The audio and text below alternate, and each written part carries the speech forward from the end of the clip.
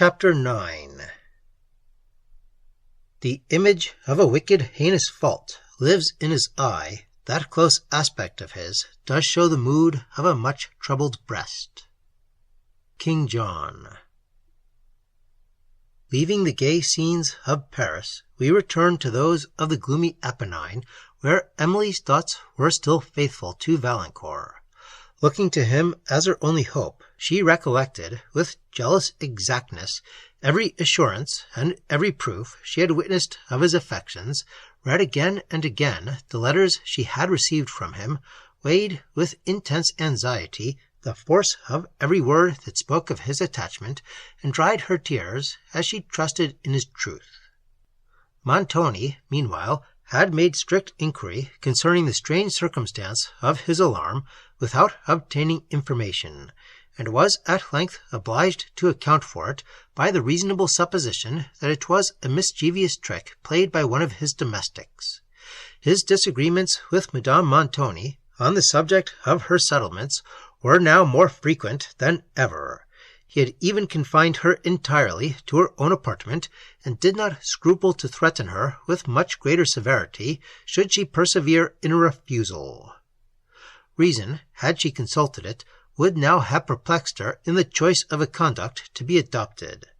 It would have pointed out the danger of irritating, by further opposition, a man such as Montoni had proved himself to be, and to whose power she had so entirely committed herself, and it would also have told her of what extreme importance to her future comfort it was to reserve for herself those possessions which would enable her to live independently of Montoni should she ever escape from his immediate control. But she was directed by a more decisive guide than reason, the spirit of revenge, which urged her to oppose violence to violence and obstinacy to obstinacy. Wholly confined to the solitude of her apartment, she was now reduced to solicit the society she had so lately rejected, for Emily was the only person, except Annette, with whom she was permitted to converse. Generously anxious for her peace, Emily, therefore, tried to persuade when she could not convince, and sought by every gentle means to induce her to forbear that asperity of reply which so greatly irritated Montoni. The pride of her aunt did sometimes soften to the soothing voice of Emily, and there even were moments when she regarded her affectionate attentions with good will. The scenes of terrible contention to which Emily was frequently compelled to be witness exhausted her spirits more than any circumstances that had occurred since her departure from Toulouse. The gentleness and goodness of her parents, together with the scenes of her early happiness, often stole on her mind like the visions of a higher world, while the characters and circumstances now passing beneath her eye excited both terror and surprise.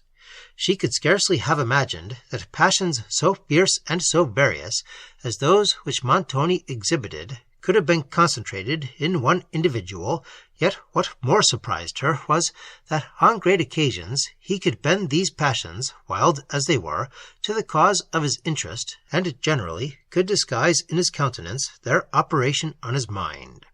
But she had seen him too often, when he had thought it unnecessary to conceal his nature, to be deceived on such occasions.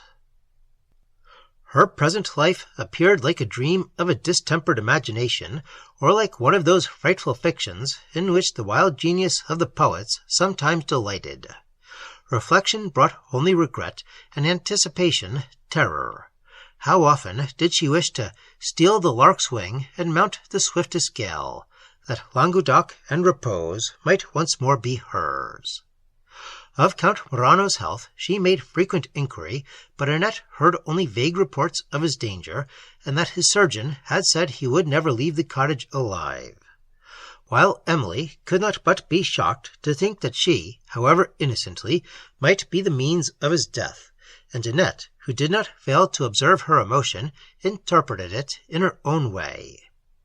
But a circumstance soon occurred which entirely withdrew Annette's attention from this subject, and awakened the surprise and curiosity so natural to her.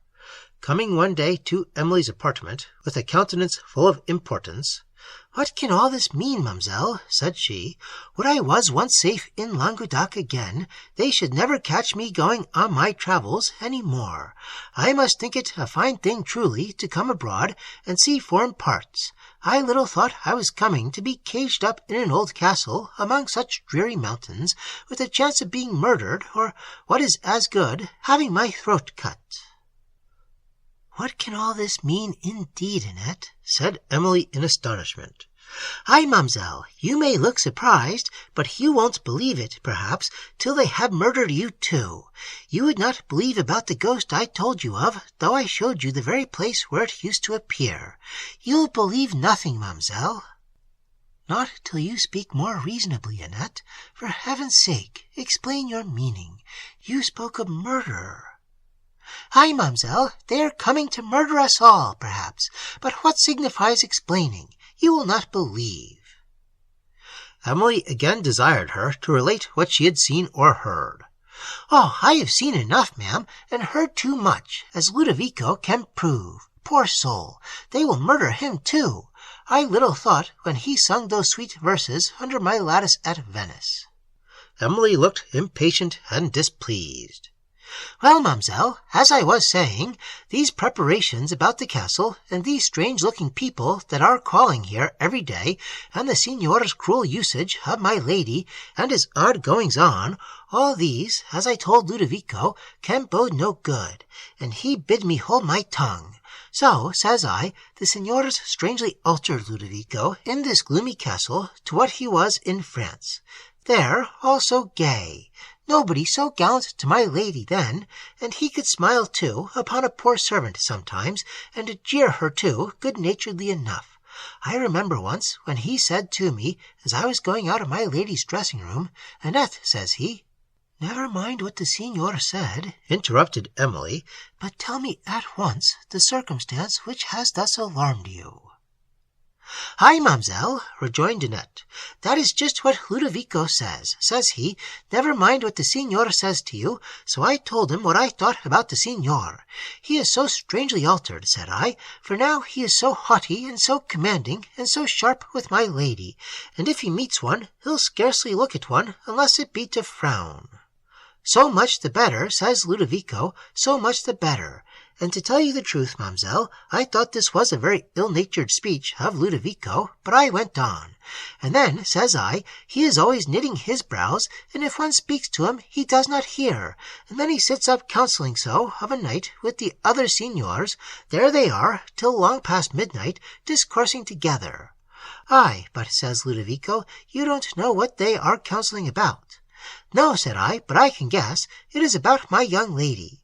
Upon that, Ludovico burst out a-laughing quite loud. So he put me in a huff, for I did not like that either I or you, ma'amselle, should be laughed at. And I turned away quick, but he stopped me. 'Don't be affronted, Annette,' said he, 'but I cannot help laughing,' and with that he laughed again. 'What,' says he, 'do you think the signors sit up night after night only to counsel about the young lady? No, no, there is something more in the wind than that. And these repairs about the castle, and these preparations about the ramparts, they are not making about young ladies.' 'Why, surely,' said I, 'the signor, my master, is not going to make war?' 'Make war,' said Ludovico, 'what, upon the mountains and the woods? For here is no living soul to make war upon, that I see.' 'What are these preparations for, then?' said I. 'Surely nobody is coming to take away my master's castle. Then there are so many ill-looking fellows coming to the castle every day.' Says Ludovico, without answering my question, and the signor sees them all, and talks with them all, and they all stay in the neighborhood. But holy Saint Marco, some of them are the most cut-throat-looking dogs I ever set my eyes upon. I asked Ludovico again if he thought they were coming to take away my master's castle, and he said no, he did not think they were, but he did not know for certain. Then yesterday, said he, but you must not tell this, ma'amselle, yesterday a party of these men came and left all their horses in the castle stables, where, it seems, they are to stay, for the signor ordered them all to be entertained with the best provender in the manger, but the men are most of them in the neighboring cottages.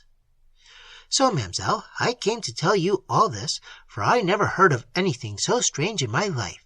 But what can these ill-looking men be come about, if it is not to murder us? And the signor knows this, or why should he be so civil to them? And why should he fortify the castle, and counsel so much with the other signors, and be so thoughtful?" "Is this all you have to tell, Annette?" said Emily. "Have you heard nothing else that alarms you?" "Nothing else, ma'amselle," said Annette. "Why, is not this enough?" "Quite enough for my patience, Annette, but not quite enough to convince me we are all to be murdered, though I acknowledge here is sufficient food for curiosity." She forbore to speak her apprehensions, because she would not encourage Annette's wild terrors. But the present circumstances of the castle both surprised and alarmed her. Annette, having told her tale, left the chamber on the wing for new wonders. In the evening, Emily had passed some melancholy hours with Madame Montoni, and was retiring to rest, when she was alarmed by a strange and loud knocking at her chamber door, and then a heavy weight fell against it that almost burst it open. She called to know who was there, and receiving no answer, repeated the call, but a chilling silence followed.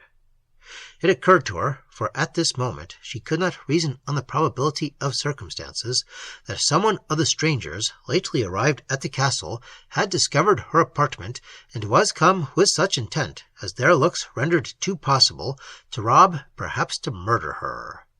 The moment she admitted this possibility, terror supplied the place of conviction, and a kind of instinctive remembrance of her remote situation from the family heightened it to a degree that almost overcame her senses. She looked at the door which led to the staircase, expecting to see it open, and listening in fearful silence for a return of the noise, till she began to think it had proceeded from this door, and a wish of escaping through the opposite one rushed upon her mind. She went to the gallery door, and then, fearing to open it, lest some person might be silently lurking for her without, she stopped, but with her eyes fixed in expectation upon the opposite door of the staircase. As thus she stood, she heard a faint breathing near her, and became convinced that some person was on the other side of the door, which was already locked. She sought for other fastening, but there was none.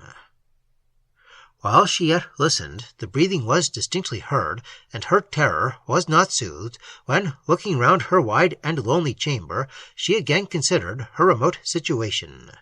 As she stood hesitating whether to call for assistance, the continuance of the stillness surprised her, and her spirits would have revived had she not continued to hear the faint breathing that convinced her the person, whoever it was, had not quitted the door. At length, worn out with anxiety, she determined to call loudly for assistance from her casement, and was advancing to it, when, whether the terror of her mind gave her ideal sounds, or that real ones did come, she thought footsteps were ascending the private staircase, and expecting to see its door unclose, she forgot all other cause of alarm, and retreated towards the corridor. Here she endeavored to make her escape, but on opening the door, was very near falling over a person who lay on the floor without.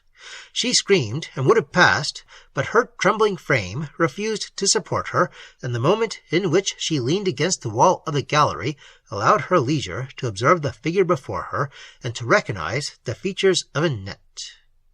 Fear instantly yielded to surprise. She spoke in vain to the poor girl, who remained senseless on the floor, and then, losing all consciousness of her own weakness, hurried to her assistance. When Annette recovered, she was helped by Emily into the chamber, but was still unable to speak, and looked round her, as if her eyes followed some person in the room. Emily tried to soothe her disturbed spirits, and forbore at present to ask her any questions, but the faculty of speech was never long withheld from Annette, and she explained in broken sentences, and in her tedious way, the occasion of her disorder. She affirmed, and with a solemnity of conviction that almost staggered the incredulity of Emily, that she had seen an apparition as she was passing to her bedroom through the corridor. I had heard strange stories of that chamber before, said Annette, but as it was so near yours, mamselle, I would not tell them to you, because they would frighten you. The servants had told me, often and often, that it was haunted, and that was the reason why it was shut up. Nay, for that matter, why the whole string of these rooms here are shut up. I quaked whenever I went by, and I must say I did sometimes think I heard odd noises within it. But, as I said, as I was passing along the corridor, and not thinking a word about the matter, or even of the strange voice that the signors had heard the other night, all of a sudden comes a great light, and looking behind me, there was a tall figure. I saw it as plainly, mamselle, as I see you at this moment, a tall figure gliding along. Oh, I cannot describe how, into the room that is always shut up, and nobody has the key of it but the signor, and the door shut directly. Then it doubtless was the signor, said Emily. Oh, no, mamselle, it could not be him, for I left him busy a-quarrelling in my lady's dressing-room. You bring me strange tales, Annette, said Emily. It was but this morning that you would have terrified me with the apprehension of murder, and now you would persuade me you have seen a ghost. These wonderful stories come too quickly. Nay, mamselle, I will say no more, only if I had not been frightened, I should not have fainted dead away so I ran as fast as I could to get to your door. But what was worst of all, I could not call out. Then I thought something must be strangely the matter with me, and directly I dropped down. Was it the chamber where the black veil hangs? Said Emily. Oh, no, mamselle, it was one nearer to this. What shall I do to get to my room?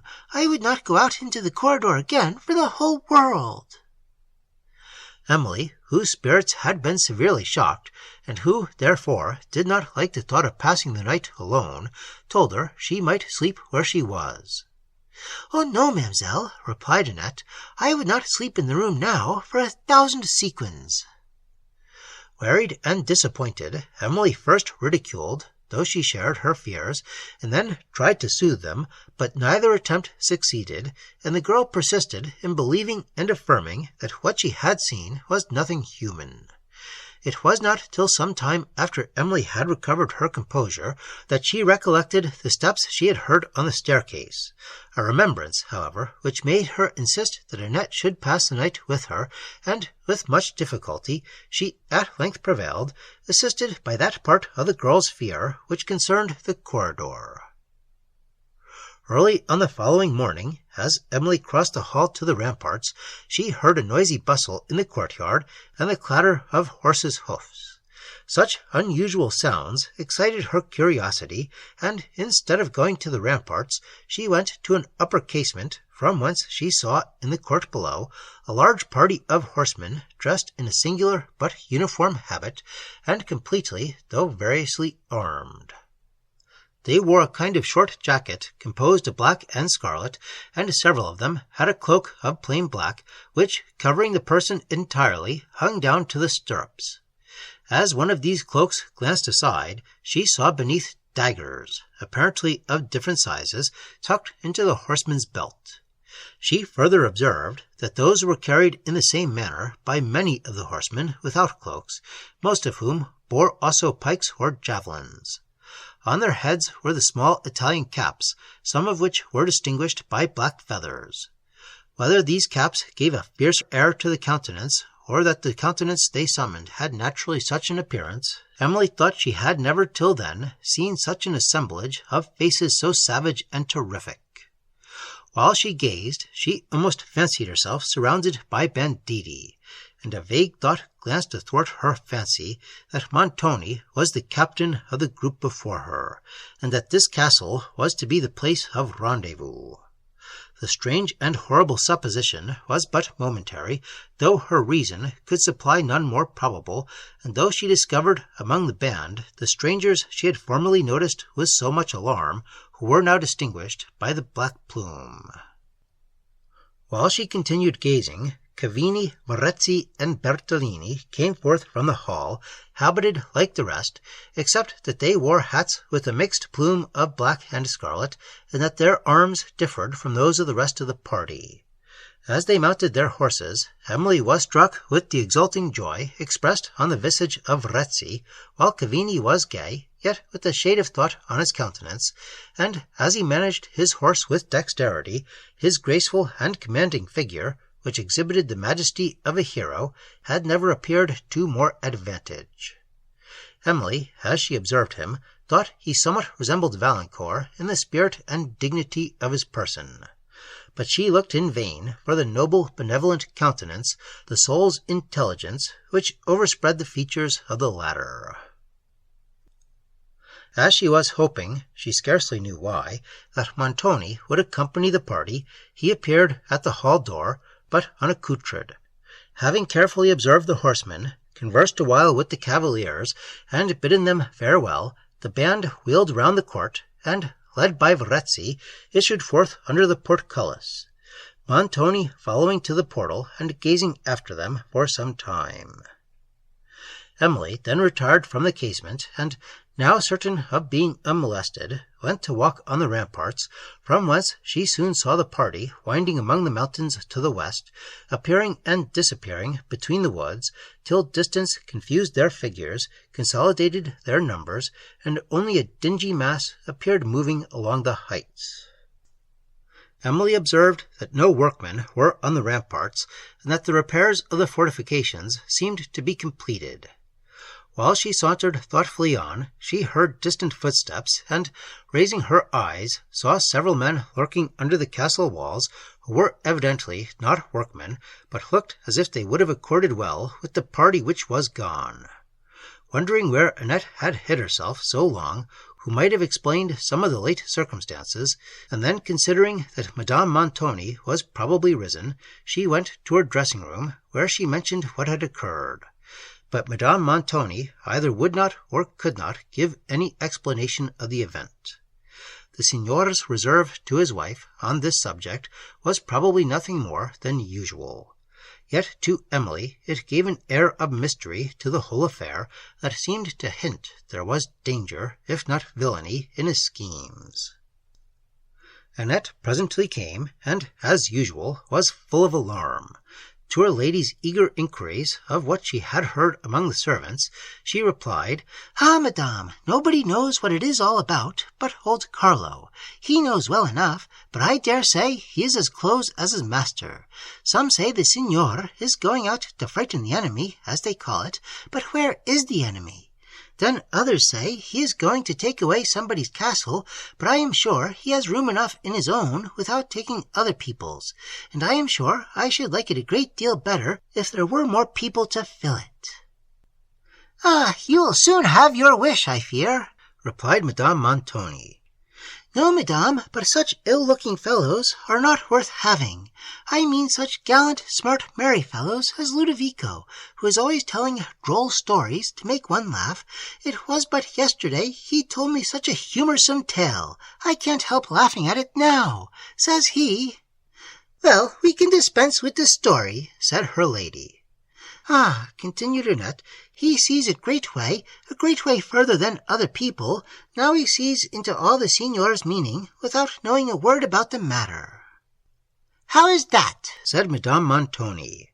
"He says, but he made me promise not to tell, and I would not disoblige him for the world." "What is it he made you promise not to tell?" said her lady sternly. "I insist upon knowing immediately. What is it he made you promise?" "Oh, madame," cried Annette, "I would not tell for the universe." "I insist upon your telling this instant," said Madame Montoni. "Oh, dear madame, I would not tell for 100 sequins. You would not have me forswear myself, madame," exclaimed Annette. "I will not wait another moment," said Madame Montoni.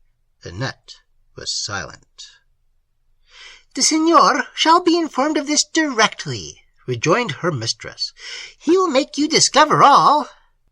"It is Ludovico who has discovered," said Annette. "But for mercy's sake, madame, don't tell the signor, and you shall know all directly." Madame Montoni said that she would not. Well then, madame, Ludovico says that the signor, my master, that is, he only thinks so, and anybody, you know, madame, is free to think that the signor, my master, is... Is what? Said her lady impatiently. That the signor, my master, is going to be a great robber. That is, he is going to rob on his own account, to be, but I am sure I don't understand what he means, to be a captain of robbers. Art thou in thy senses, Annette? Said Madame Montoni, or is this a trick to deceive me? Tell me this instant what Ludovico did say to thee. No equivocation, this instant. Nay, madame, cried Annette, if this is all I am going to get for having told the secret. Her mistress thus continued to insist, and Annette to protest, till Montoni himself appeared, who bade the latter leave the room, and she withdrew, trembling for the fate of her story. Emily also was retiring, but her aunt desired she would stay, and Montoni had so often made her a witness of their contention that he no longer had scruples on that account. I insist upon knowing this instant, signor, what all this means, said his wife. What are all these armed men, whom they tell me of, gone out about? Montoni answered her only with a look of scorn, and Emily whispered something to her. It does not signify, said her aunt. I will know, and I will know too, what the castle has been fortified for. Come, said Montoni, other business brought me here. I must be trifled with no longer. I have immediate occasion for what I demand. Those estates must be given up without further contention, or I may find a way. They shall never be given up, interrupted Madame Montoni. They shall never enable you to carry on your wild schemes. But what are these? I will know. Do you expect the castle to be attacked? Do you expect enemies? Am I to be shut up here, to be killed in a siege? Sign the writing, said Montoni, and you shall know more. What enemy can be coming? Continued his wife. Have you entered into the service of the state? Am I to be blocked up here to die? That may possibly happen, said Montoni, unless you yield to my demand. For come what may, you shall not quit the castle till then. Madame Montoni burst into loud lamentation, which she as suddenly checked, considering that her husband's assertions might be only artifices employed to extort her consent. She hinted this suspicion, and in the next moment told him also that his designs were not so honourable as to serve the state, and that she believed he had only commenced a captain of banditti to join the enemies of Venice in plundering and laying waste to the surrounding country. Montoni looked at her for a moment with a steady and stern countenance, while Emily trembled, and his wife, for once, thought she had said too much. You shall be removed this night, said he, to the east turret. There, perhaps, you may understand the danger of offending a man who has an unlimited power over you.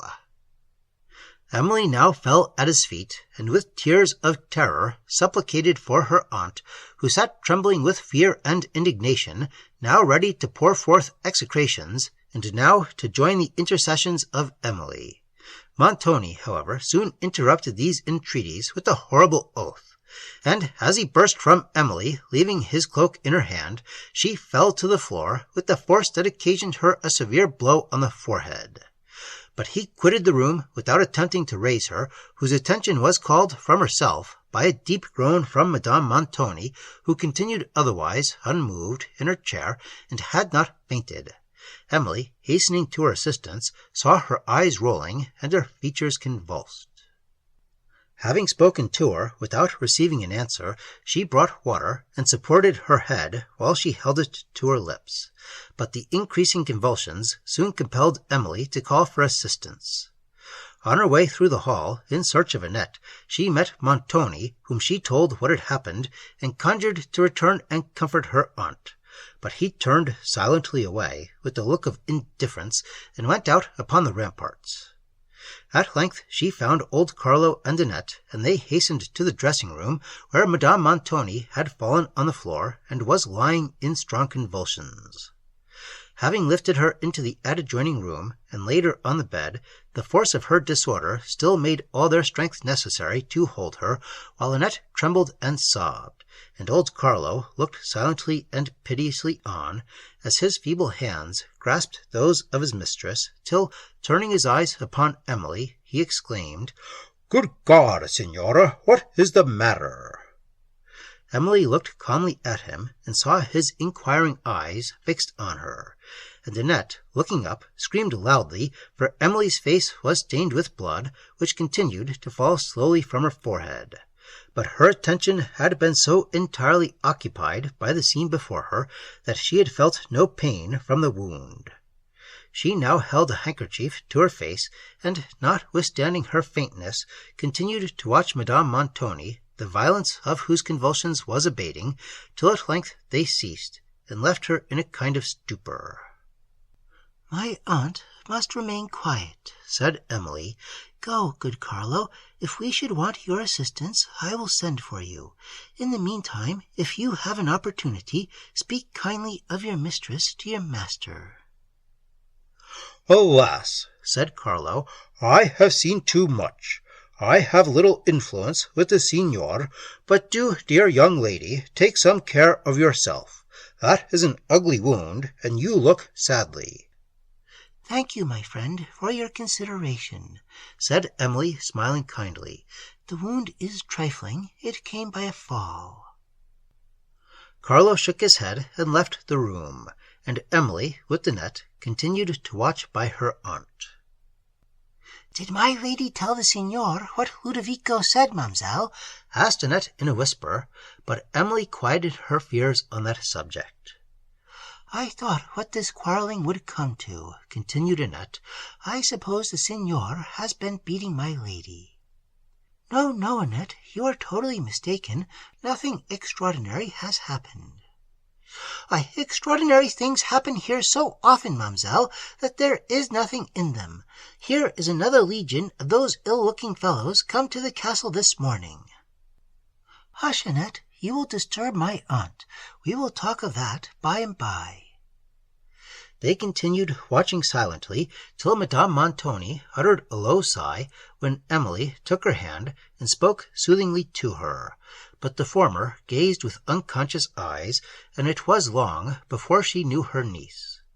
Her first words then inquired for Montoni, to which Emily replied by an entreaty that she would compose her spirits and consent to be kept quiet, adding that if she wished any message to be conveyed to him, she would herself deliver it. "No," said her aunt faintly, "no, I have nothing new to tell him. Does he persist in saying I shall be removed from my chamber?" Emily replied that he had not spoken on the subject since Madame Montoni heard him, and then she tried to divert her attention to some other topic, but her aunt seemed to be inattentive to what she said, and lost in secret thoughts. Emily, having brought her some refreshment, now left her to the care of Annette, and went in search of Montoni, whom she found on a remote part of the rampart, conversing among a group of the men described by Annette. They stood around him with fierce yet subjugated looks, while he, speaking earnestly and pointing to the walls, did not perceive Emily, who remained at some distance, waiting till he should be at leisure, and observing involuntarily the appearance of one man, more savage than his fellows, who stood resting on his pike, and looking over the shoulders of a comrade at Montoni, to whom he listened with uncommon earnestness. This man was apparently of low condition, yet his looks appeared not to acknowledge the superiority of Montoni, as did those of his companions, and sometimes they even assumed an air of authority, which the decisive manner of the signor could not repress. Some few words of Montoni then passed in the wind, and as the men were separating, she heard him say, "This evening, then, begin the watch at sunset." "At sunset, signor," replied one or two of them, and walked away, while Emily approached Montoni, who appeared desirous of avoiding her, but though she observed this, she had courage to proceed. She endeavored to intercede once more for her aunt, represented to him her sufferings, and urged the danger of exposing her to a cold apartment in her present state. She suffers by her own folly, said Montoni, and is not to be pitied. She knows how she may avoid these sufferings in future. If she is removed to the turret, it will be her own fault. Let her be obedient, and sign the writings you heard of, and I will think no more of it. When Emily ventured still to plead, he sternly silenced and rebuked her for interfering in his domestic affairs, but at length dismissed her with this concession, that he would not remove Madame Montoni on the ensuing night, but allow her till the next to consider whether she would resign her settlements, or be imprisoned in the east turret of the castle, where she shall find, he added, a punishment she may not expect. Emily then hastened to inform her aunt of this short respite, and of the alternative that awaited her, to which the latter made no reply, but appeared thoughtful, while Emily, in consideration of her extreme languor, wished to soothe her mind by leading it to less interesting topics, and though these efforts were unsuccessful, and Madame Montoni became peevish, her resolution on the contended point seemed somewhat to relax, and Emily recommended, as her only means of safety, that she should submit to Montoni's demand. "You do not know what you advise," said her aunt. "Do you understand that these estates will descend to you at my death if I persist in a refusal?" "I was ignorant of that circumstance, madame," replied Emily, "but the knowledge of it cannot withhold me from advising you to adopt the conduct which not only your peace, but, I fear, your safety requires, and I entreat that you will not suffer a consideration comparatively so trifling to make you hesitate a moment in resigning them." "Are you sincere, niece?" "Is it possible you can doubt it, madame?" Her aunt appeared to be affected. "You are not unworthy of these estates, niece," said she. "I would wish to keep them for your sake. You show a virtue I did not expect." "How have I deserved this reproof, madame?" said Emily sorrowfully. "Reproof!" replied Madame Montoni. "I meant to praise your virtue." "Alas, here there is no exertion of virtue," rejoined Emily, "for here is no temptation to be overcome." "Yet, Monsieur Valancourt," said her aunt.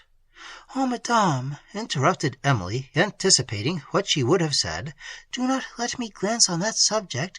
Do not let my mind be stained with the wish so shockingly self-interested."